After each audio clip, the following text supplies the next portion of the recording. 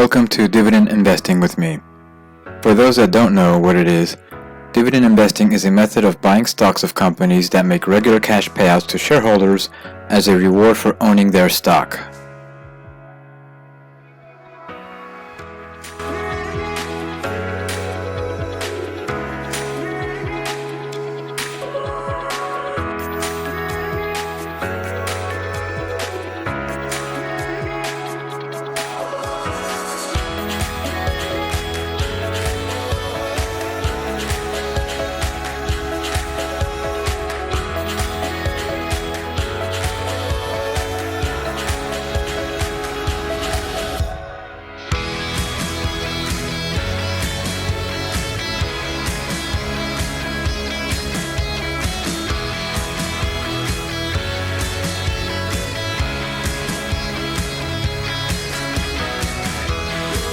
So just as an FYI, there are a lot more companies that will pay out dividends.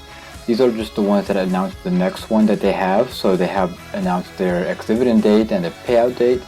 But there's a lot more companies, of course, that do pay out on a different month, on a different time scale. Now, as an example to see how much money you can make off dividends with these companies, I created this nice little spreadsheet here with some formulas in place that will help determine how much you'll actually make if you invest. So I have those companies: Honeywell, Pfizer, Starbucks, Visa, Exxon, Target, Microsoft, Hershey, Raytheon, Johnson & Johnson, Applied Materials, Goldman Sachs, and Lockheed Martin here.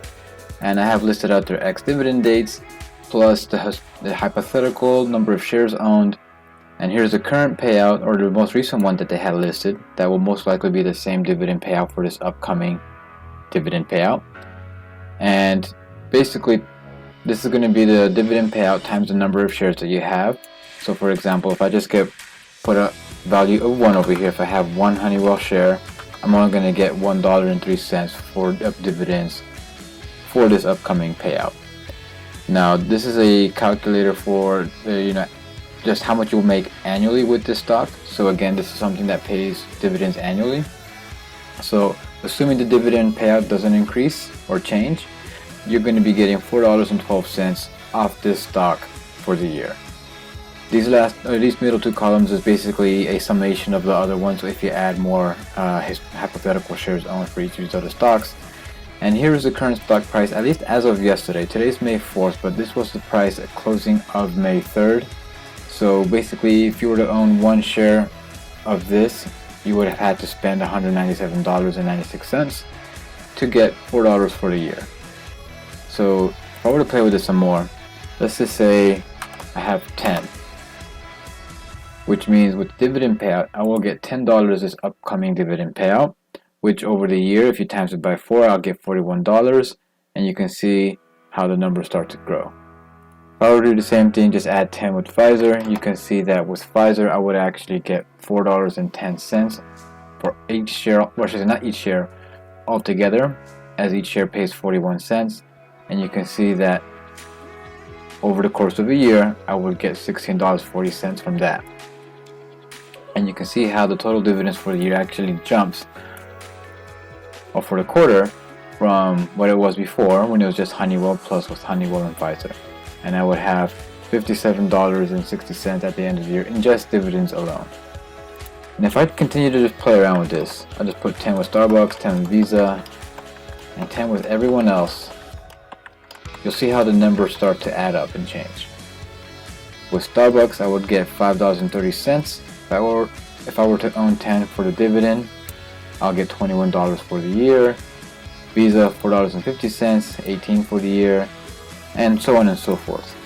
So if I were to own 10 of these stocks before the ex-dividend dates of this month, I would get, for this quarter, $137.26 worth of dividends, and throughout the course of the year, I should say over a year, I would get $549.04.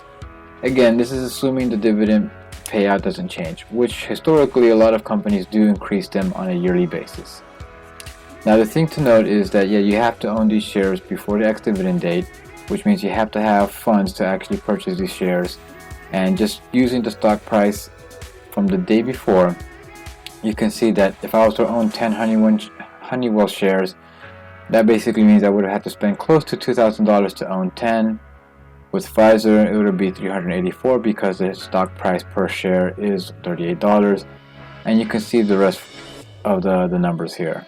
So the most expensive one is Lockheed Martin, which is $453 per share. So to own 10 of them, it is about $4,500.